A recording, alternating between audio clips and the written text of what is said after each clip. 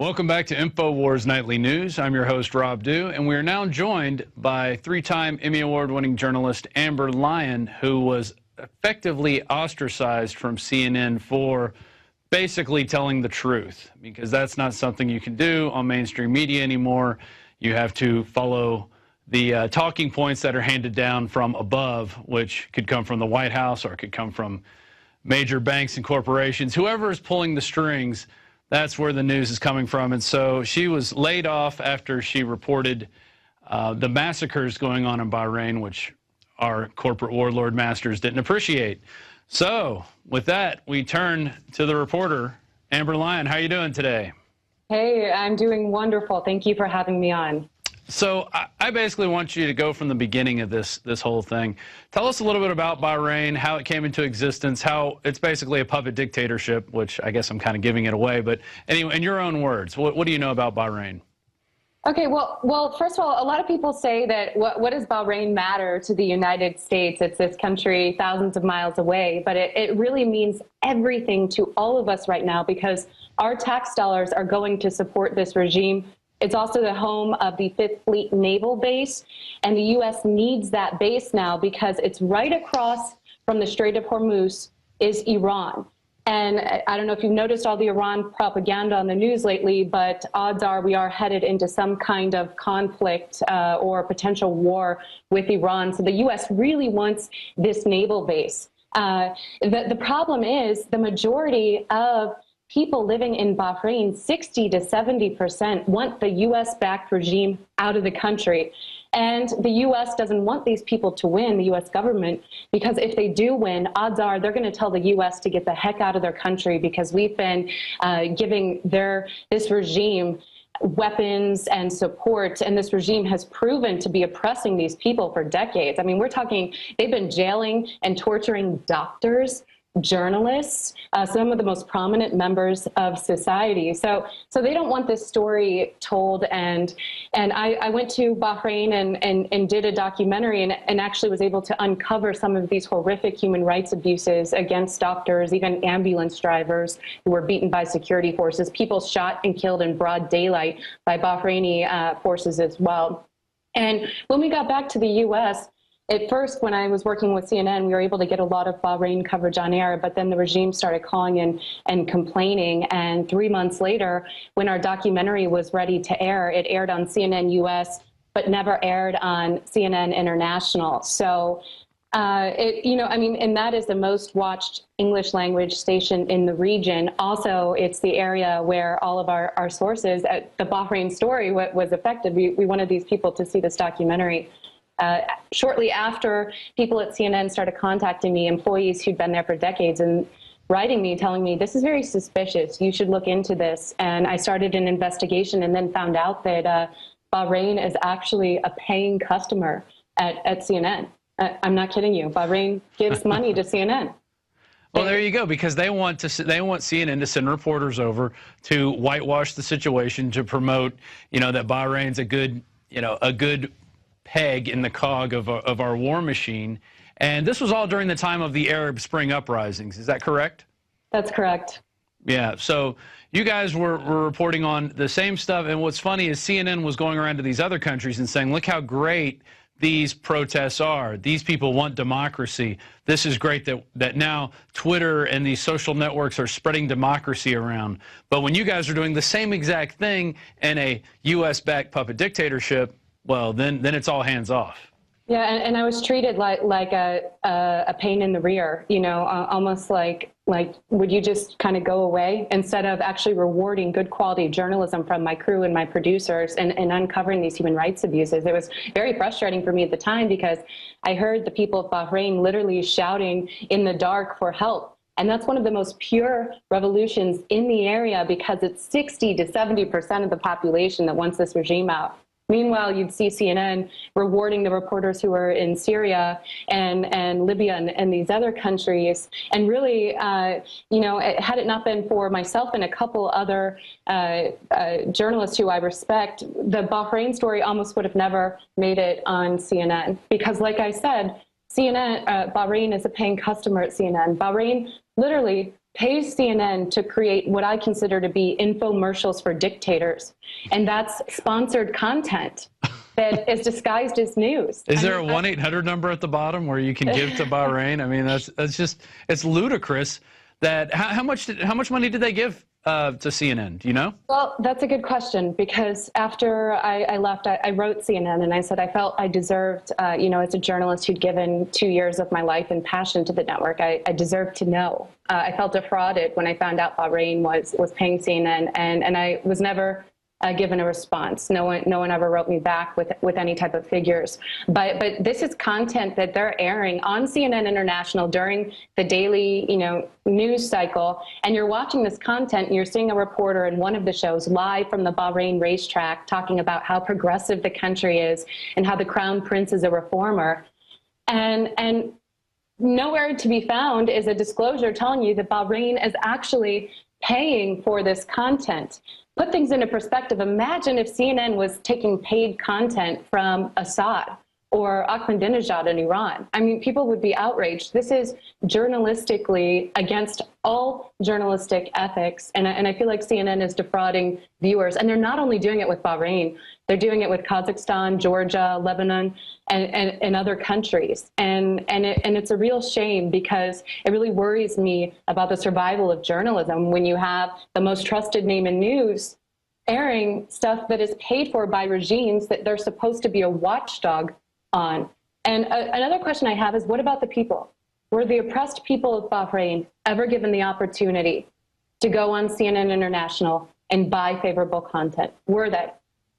Exactly. Yeah. If you're going to let the dictator buy, why not at least let the people pony up the same amount so we can have a bidding war going for our propaganda that goes on? It's so disgustingly funny in terms of how this whole process is, and the veneer that they put on.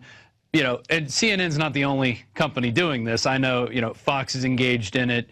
MSNBC's engaged in it. You got the hard right, the hard left, and you got kind of CNN as sort of in the middle. And it's just over and over again we hear that they're putting in news, they're targeting things, and it's on all levels. It's on a local level. It's on a, if they want to get some kind of, vaccine shot thing put into place, or now they want to do this thing in San Antonio where they want to put RFID tags on students and track them. And they've got loads of news that come in for this. But then you talk to parents and students and other teachers, and they don't want it. And they go to school boards to speak, and there's silence. They're not given any time to talk. And it's whatever the mega corporate talking point is gets jammed down our throats on a consistent basis, and it really makes me sick. And I had a question in that, but I forgot it. But let's go back to Bahrain. How did they keep you guys from actually reporting the news? Didn't they steal some of your equipment, destroy your tapes? What did they do? Yeah, and we had snuck into some villages. We kind of showed up at a time where Saudi troops, once again, this is all connected to Saudi Arabia as well. And Saudi troops were in Bahrain, and they'd taken over, and I don't know how we did it. It was a miracle, but we were able to avoid our government minders and actually sneak into some of these villages to film these human rights abuses. And as we were leaving one of the villages, a helicopter spotted us, and then we were soon surrounded by helicopters and masked men, about 20 masked men with machine guns, and they forced us onto the ground and pointed the guns at our heads, and then went through our van and found all of our video, grabbed cameras my producer was holding, and erased his video too. And so they thought they had erased all of the content that we filmed, but my producer and I actually had the discs with the most damning content hidden in our bras, and were able to get out of the country with that video. So you can imagine their surprise when we showed back up in the U.S. and started airing this content, because the Saudis and the Bahrainis had thought that they had just erased history, and unfortunately they hadn't. And this is a lot.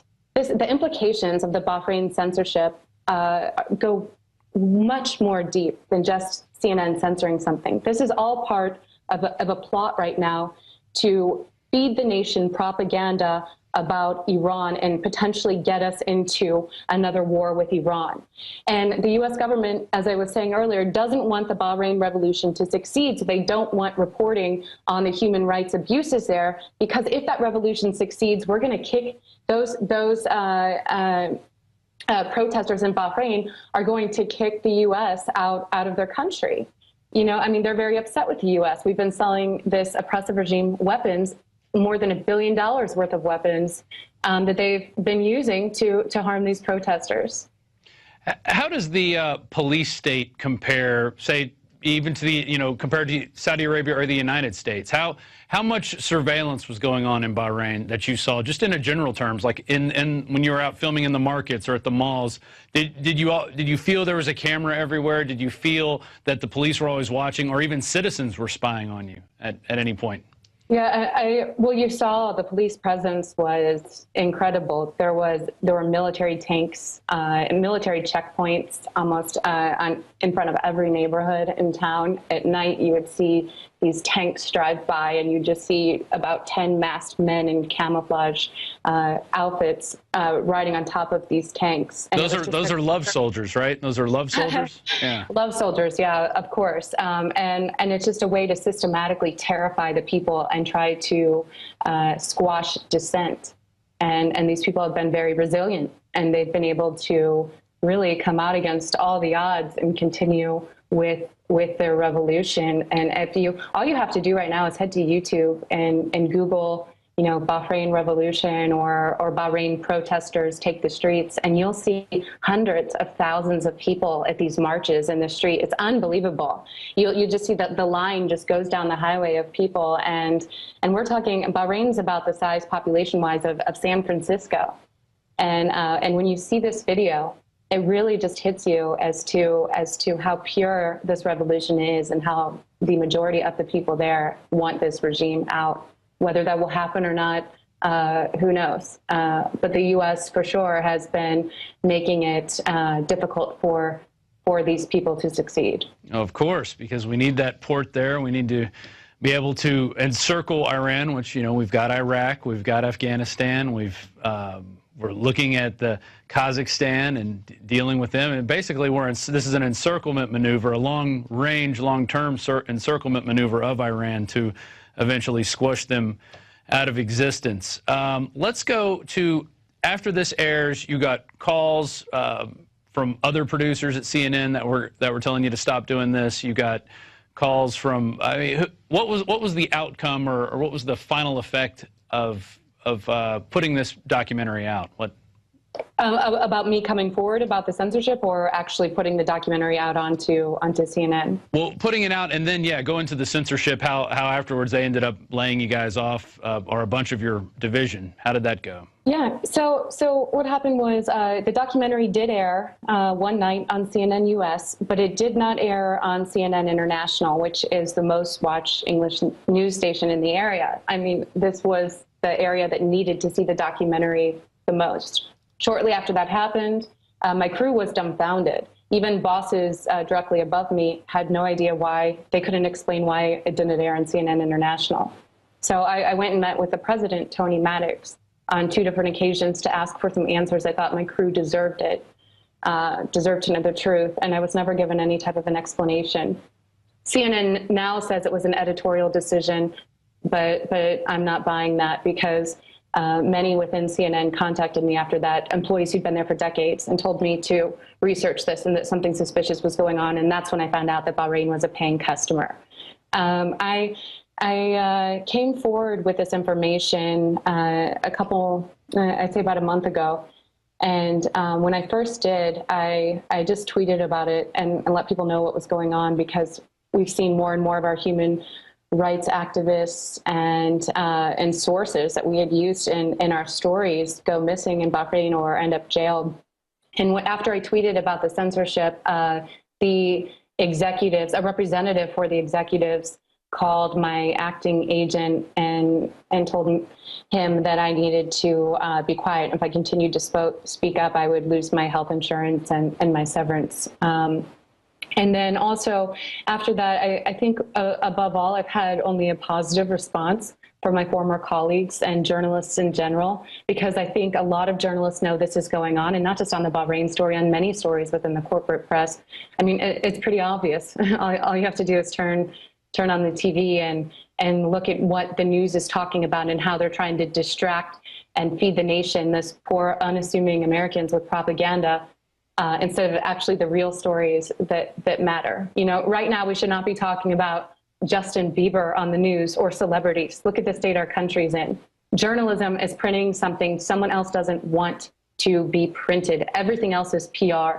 And unfortunately, our mainstream media corporations, these corporate outlets, have evolved to just PR most of the time, and it's a shame for journalism. I totally agree. We just actually put your Twitter page up. If you want to give that a plug real quick, you had some interesting things there. You were covering Bahrain, NDAA, issues that actually matter. So go ahead and plug your Twitter site, and I guess that's where you've got the most current stuff that you're talking about at this point.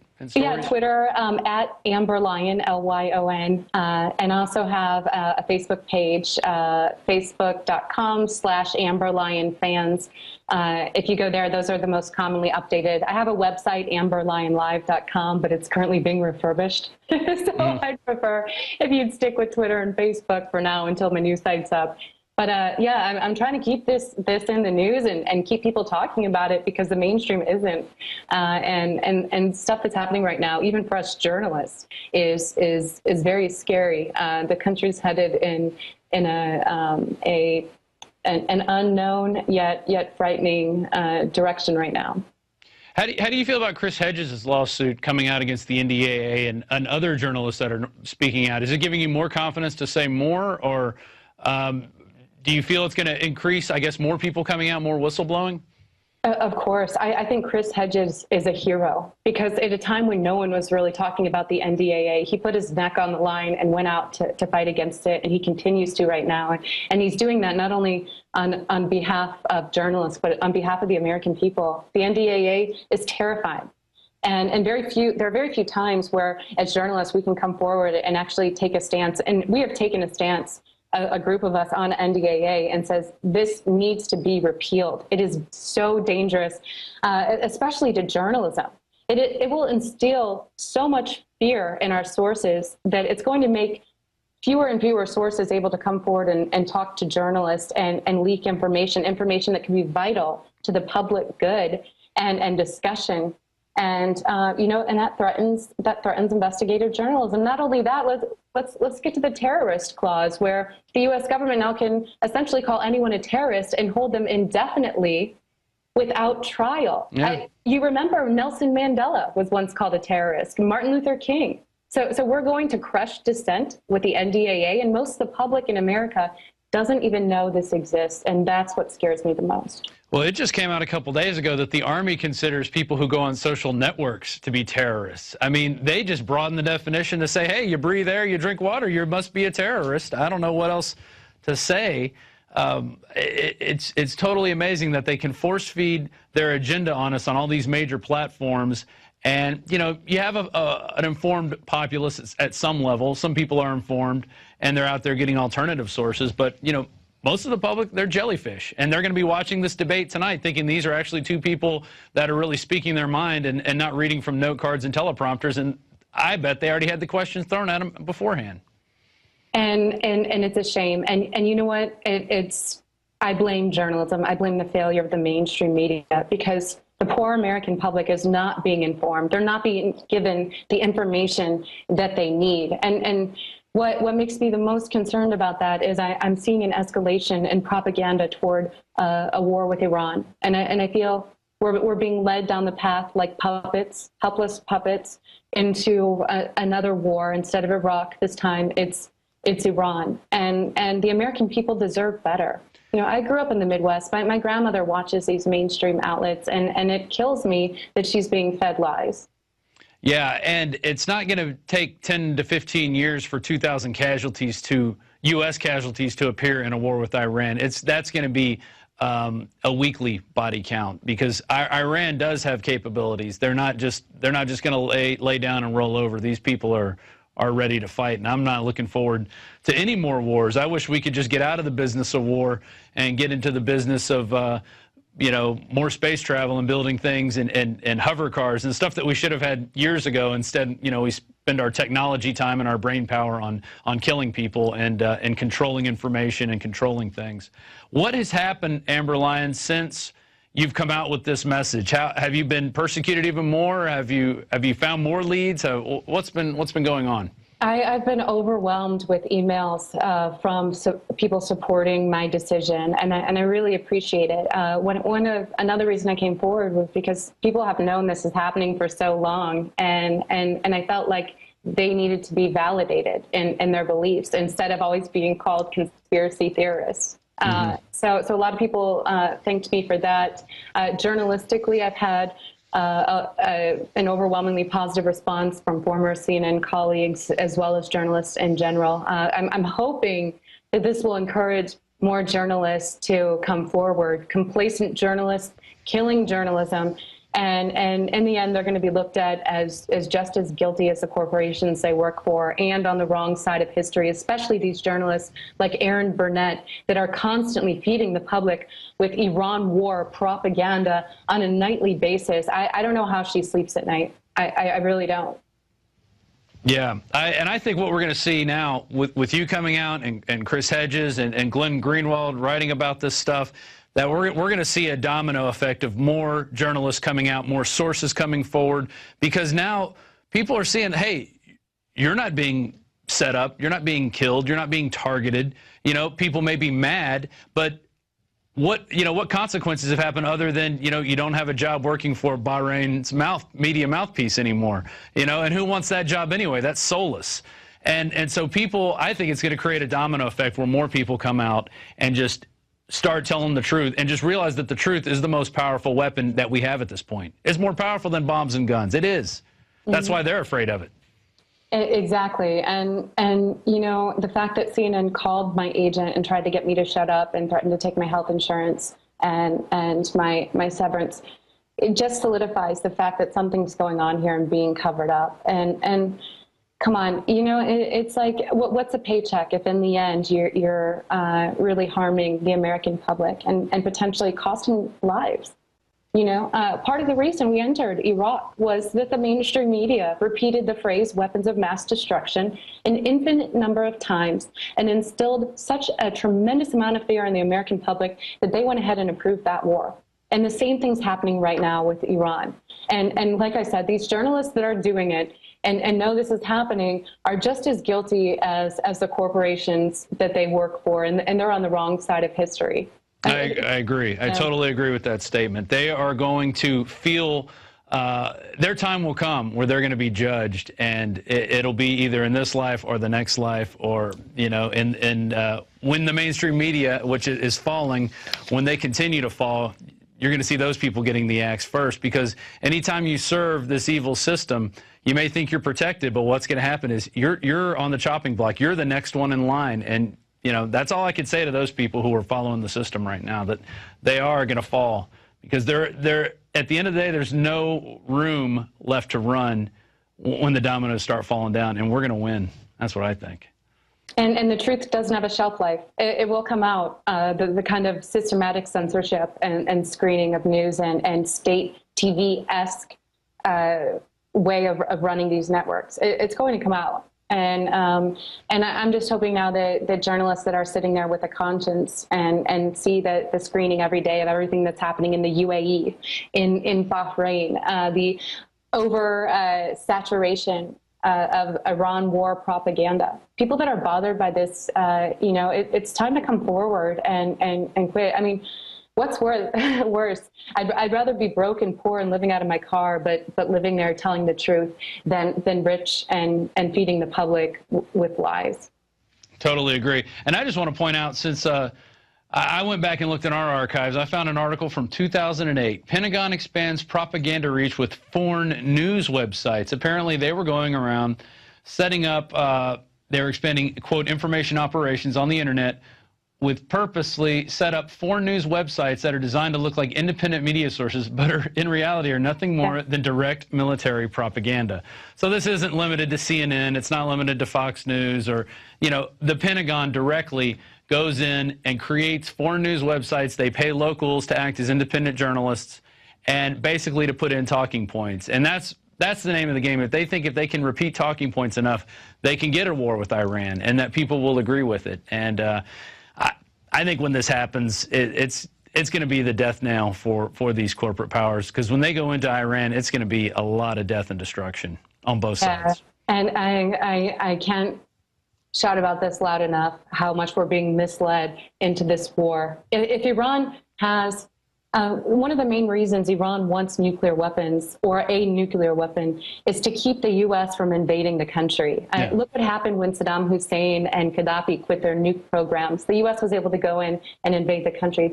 It's mostly to be on you know, to protect the country from the U.S. actually going in and invading Iran. It would be suicide if Iran was to send one bomb over their borders into any other country. Then they're going to be attacked by 5,000 bombs. That's suicidal. The nuclear threat with Iran right now is being overhyped, and experts say the same forces behind the war in Iraq are behind now all of this propaganda sending us into Iran. This time, instead of weapons of mass destruction, it's nuclear weapons in the hands of Ahmadinejad.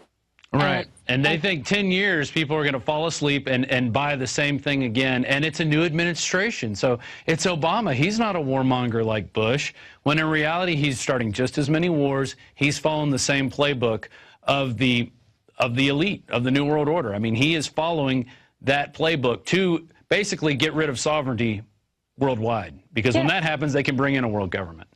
Exactly, and not only that, journalism. Obama's had a war on journalists and whistleblowers that we have never seen another president in our history attack journalists and whistleblowers like Obama. We need whistleblowers. We need whistleblowers to tell us that things are going wrong in the U.S. government so that we can fix them. If we don't have whistleblowers, we can never fix the system. We need journalists to expose corruption. And he's used the 1917 Espionage Act to go after more journalists and whistleblowers than any other president in history. And he's essentially, the black and white of the situation is he's turned journalists into criminals because he is subpoenaing journalists to give up information about their sources. And our #1 rule as journalists is we don't give up our sources.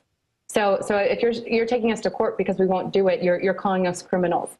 And it's had a chilling effect on investigative journalism. And investigative journalism is our main watchdog on the U.S. government and on a potential war with Iran. And Obama is directly attacking that. So I don't see how he is any better than other presidents people have been criticizing. Journalistically, he's the worst we've ever had. Well, he is giving out free cell phones. So I guess he can't be all that bad. Just kidding. But, yeah, well, they're probably being monitored by the NSA as well. So of course. Why do you think they're giving them out? You know, yeah, here's a free phone. You know, don't even get me started on that. But Amber Lyon, thanks for coming on the show today and shedding more light on these corporate cockroaches that are trying to take over the planet and basically tell people what to say and hide the truth. Because like you said, the truth has no shelf life. And if we have more people coming out like yourself, and Ben Swan, he's another guy that's out there doing it, Glenn Greenwald, and you know, others out there who are out there, Chris Hedges, who are reporting the truth and just trying to, you know, hey, we might all have difference of opinions on how the world should, or how we should run our country, or how things should be run. But, you know, damn it, we need to stand up for the truth at the end of the day, because if we don't do that, we're no better than the people we're speaking out against. So. I agree completely. And this is a critical time in our nation's history and survival. And we can either be led into another war like helpless puppets, or actually get up and get informed and figure out what's really going on, and find news sources that you feel are truthful and take action. Because I hear some people tell me information scares me too much. I can't handle it. But information is power. Information gives you the ability to look at the problem and find solutions. There you go. We'll leave it at that. Thanks for coming on the show, and we will hope to see you again soon. And hopefully you'll have more breaking stuff, and people can follow you at Amber Lion at twitter.com. Is that correct? Yeah, it's Twitter, www.twitter.com/AmberLion or at I don't tweet, so I don't know, but there you go. Sick of the globalist eugenicist control freaks adding poison to your water and laughing as you get sick and die? Start purifying your water with ProPure. My friends, I've done a lot of research, and the best gravity filter out there, bar none, is ProPure, and it's available discounted at Infowars.com. Its filters are silver impregnated to prevent bacterial growth. There's no priming required. It's NSF 42 certified. Optional fluoride filters can reduce fluoride up to 95%. Easy to set up and use. Doesn't require electricity. Purify water from lakes, streams, ponds, and wells. This filter system leaves in beneficial minerals, which is key. Save money by not buying bottled water and avoid BPA that leaches from the plastic. ProPure is the best gravity-fed filter out there. It's what my family uses. Infowars.com already has the lowest price on ProPure. But if you add the promo code WATER at checkout, you get an additional 10% off at Infowars.com. You can also call to order 888-253-3139.